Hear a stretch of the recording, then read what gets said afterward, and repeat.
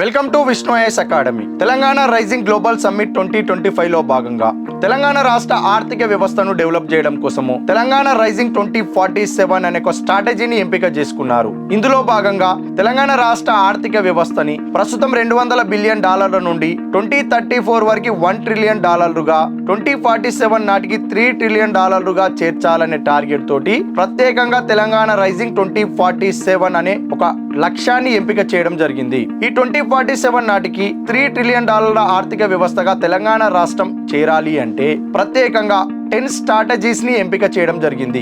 ఆ 10 స్ట్రాటజీలో భాగంగా తెలంగాణ రాష్ట్రం యొక్క భౌగోళిక ప్రాంతాన్ని, జాగ్రఫికల్ ఏరియాని 3 జోన్స్ గా డివైడ్ చేయడం జరిగింది. కోర్ అర్బన్ రీజియన్ గా, పెరి అర్బన్ రీజియన్ గా, అగ్రి ఏరియా రీజియన్ గా మనకి 3 జోన్స్ గా డివైడ్ చేసి కోర్ అర్బన్ రీజియన్ లో భాగంగా సర్వీస్ సెక్టార్ ని మాత్రమే డెవలప్ చేస్తారు. పెరి అర్బన్ రీజియన్ లో భాగంగా ఇండస్ట్రీ సెక్టార్స్ ని, అగ్రి ఏరియా రీజియన్ లో భాగంగా అగ్రికల్చర్ సెక్టార్ ని డెవలప్ చేసి తెలంగాణ రాష్ట్రం యొక్క GSDP లో భాగంగా ఉండే అగ్రికల్చర్ సెక్టార్ కోసము, ఇండస్ట్రియల్ సెక్టార్ కోసము, సర్వీస్ సెక్టార్ కోసము తెలంగాణ రాష్ట్ర జాగ్రఫికల్ ఏరియాని 3 జోన్స్ గా డివైడ్ చేసి ప్రత్యేకంగా మనకి డెవలప్ చేయాలి తెలంగాణ రాష్ట్ర ఆర్థిక వ్యవస్థనని చెప్పి కొన్ని రకాల స్ట్రాటజీస్ ని ఎంపిక చేశారు. అందులో భాగంగా గేమ్ చేంజర్ ప్రాజెక్ట్స్ ఉన్నాయి. Industrial parks, industrial estates, integrated industrial parks ని ఇండస్ట్రియల్ సెక్టార్ లో భాగంగా మ్యానుఫ్యాక్చరింగ్ సెక్టార్ ని డెవలప్ చేయడం కోసము ప్రత్యేకంగా పెరి అర్బన్ ఏరియాలో పెరి అర్బన్ ఎకానమీని డెవలప్ చేయాలనుకున్నారు.